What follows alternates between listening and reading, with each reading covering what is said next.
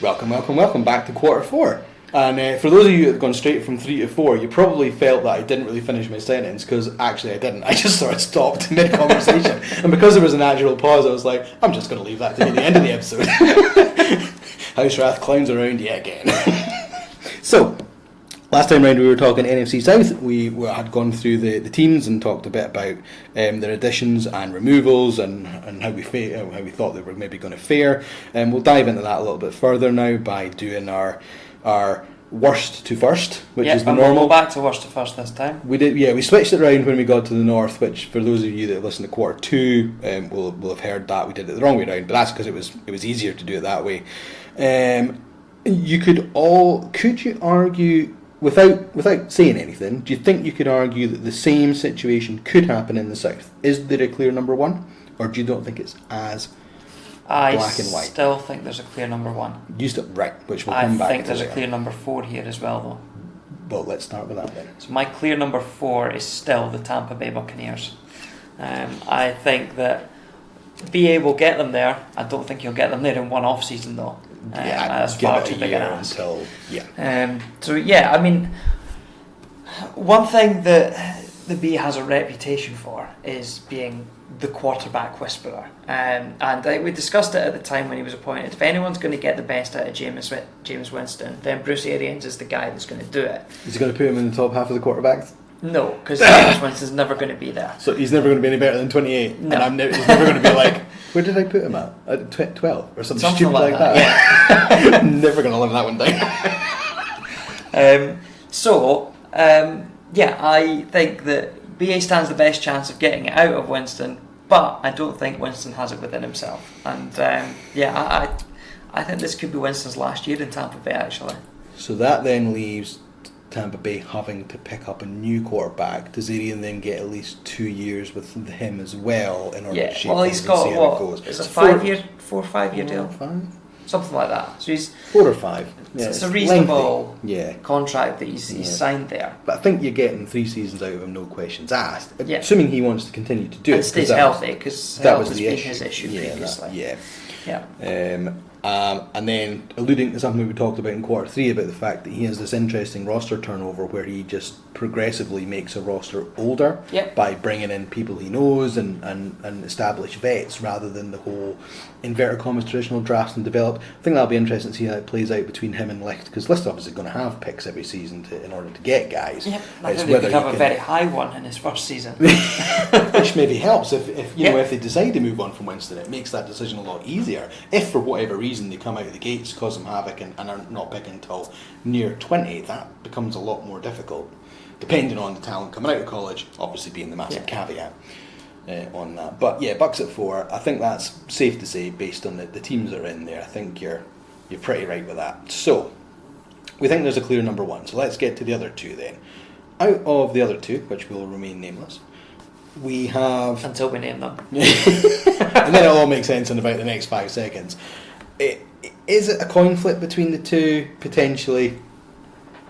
I don't think it is a coin flip. I think do you think it's the deficiencies that we spoke about on the Falcons O-line are going to hamper them too much for them to actually make it. Doesn't matter they have a real Ryan. It doesn't matter they have Julio Jones. It doesn't matter they've got Calvin Ridley on the other side. It doesn't matter they've got Devonta Freeman at running back, because their O-lines are such a sieve that the defence is Ryan is going to spend so much time on his backside. That it doesn't matter.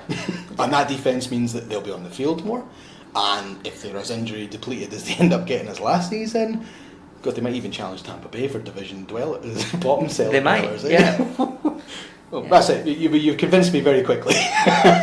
So I wasn't sure. Although on paper, if the O-line isn't as bad as what is feared, and the fact that if in pre-season, and we're not talking top schemes, we're not talking the top players all the time. They've got 30 quarterback hits against them as a team and 5 sacks already. It's just ludicrous. If you continue that pace through 2 games for a whole season, you're into your 4th quarterback. You're drafting people off the street. You've probably replaced your entire O-line by the middle of the season because you've just got no faith in anybody, and then so you're not even playing a top tier O-line. It's just a disaster waiting to happen. Ooh, exciting times!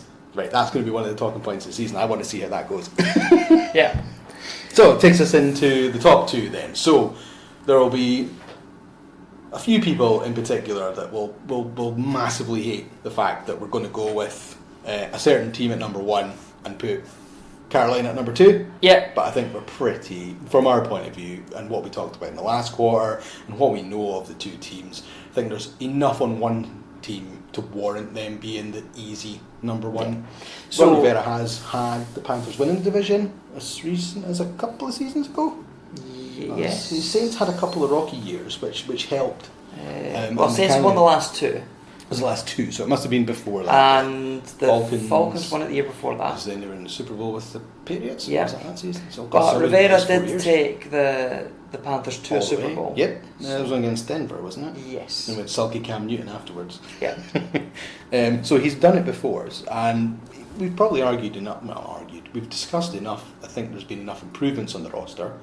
And there is this training, and I know it's always training camp buzz, and I love that this comes out and you get this pre-season darlings, and then by the time it gets to the real games, you're like, what a load of horse poo that was. Yeah. But Carolina's wide receiver core, by all accounts, having a big step up, helping out Cam Newton this year. That is a massive win for them. And they have one of the league's better running backs in Christian McCaffrey as well.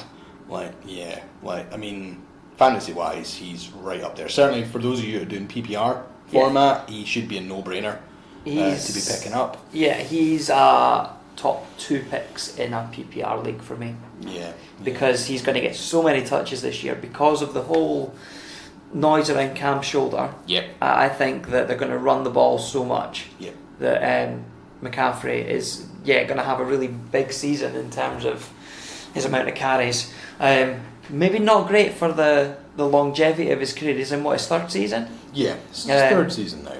He's going to take a lot of touches, and that's going to put a lot of wear on his body, and it might hamper him when it comes to contract time.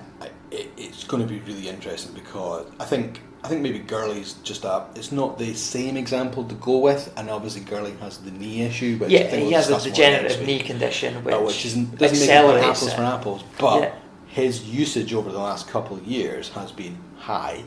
He got his contract, which was fine, and some people are now looking at it going, should we have given him that contract? He's got too much money for what he's going to be able to give us for the next couple of years. I don't see Gurley re-up it, certainly nowhere near the same sort of contract again. He's got his money now, and he better hold on to it because he ain't getting that level of contract again. Yeah, and there's a lot of... There's obviously the big argument that you don't pay a running back in the NFL. Well, particularly if you're a team that wants to win. Position flip. How many rookies come out of college every season that can arguably do a decent enough job? Yeah. Even just at a so-so level. Yeah. We've got buzz about Peyton Barber in Tampa Bay, in year 2 bursting out of the seams and causing havoc. We've got Nick Chubb up at Cleveland. You've got so many rookies that'll come in. Saquon, obviously, well, he's generation. He's a little bit different. But you've got these solid college running backs that'll come out and will do a really decent job for you. So, it's an interesting bit. So Panthers in second, and then New Orleans Saints going to top the division. Yeah, which as you say they have done for the last 2 seasons now. Yeah. I don't quite know what whether it's the problem's the right word, but something about Sean Payton a couple of seasons ago when they went a little bit in the doldrums, the Saints there was something going on there. I wasn't sure what it was because there was a lot of rumours that he was going to get traded or resign and move over to Dallas. Yep. At the end of last year, even. Was that even as recent as that? Right, yeah. And it's been in the rumblings for a few seasons beforehand as well, and obviously the Saints were not doing as well as they had. They'd won the Super Bowl, which is, 10 years ago now, maybe? Something like that. 2009 season into 10. Got it. So it is literally 10 years ago, yeah. I'm so old. And that was the first game I ever watched. And then haven't quite got to those heights again. They've been in the mix a couple of seasons, and then they've not even been in the playoffs a few seasons. Conference championship games until the last 2 years, where they're basically now running riot on the NFC side, which is should have been in the Super Bowl last year, other than obviously that famous non-flag call, which has been addressed for this season, and the success rate of coaches' challenges I think is 2 out of about 17. Or something in pre-season so far has been proven to be right. So even though they're giving them the opportunity to challenge it, they're not doing very well. whether it's the coaches are not winning or whether the referees are still erring more on their side because they don't really want. I think this rule kind of potentially harms referees. Yeah. But that's a discussion for another time. Where were we at? Saints winning it all. Yeah. So one play away from the Super Bowl. So as we discussed in quarter 3, they've come from that solid base last year. They've had a little bit of a downgrade in terms of their second running back, but they made a significant upgrade in terms of tight end, which should improve the balance of their offense a little bit, actually having that tight end threat. Alvin Kamara is Alvin Kamara, and you can't pin that guy at the ground. He just keeps running.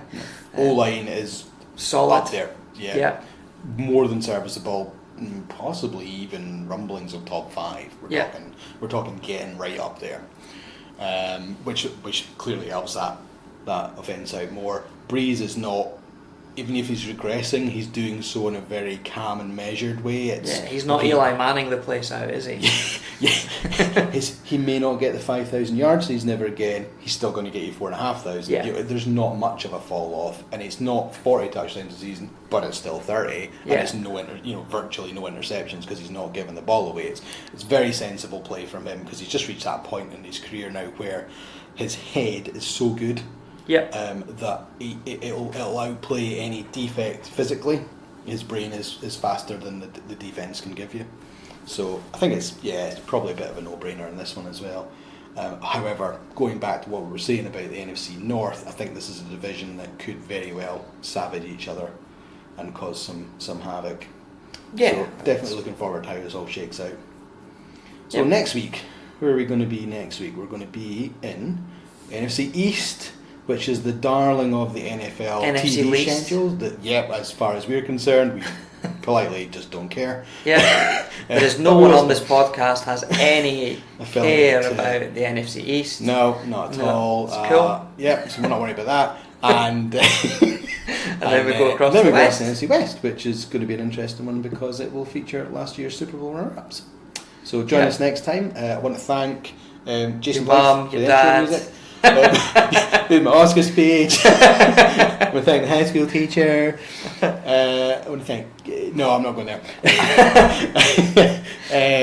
So Jason Blythe for the intro music again. Yes, that's what it was. Thank you. And to everyone who likes the podcast, who subscribes to us, thank you very much. You keep us going. Tell your friends. Get the word out. Help us with the socials. Write a review. All of that. Help us spread the word. Good stuff. Give us a year 2 bounce. We want our year 2 bounce. Come on, people. You can do it. And find us at the AF Cast on Twitter. Search the American Fitbaw Cast on Facebook. Let us know what you think, and we will speak to you next week.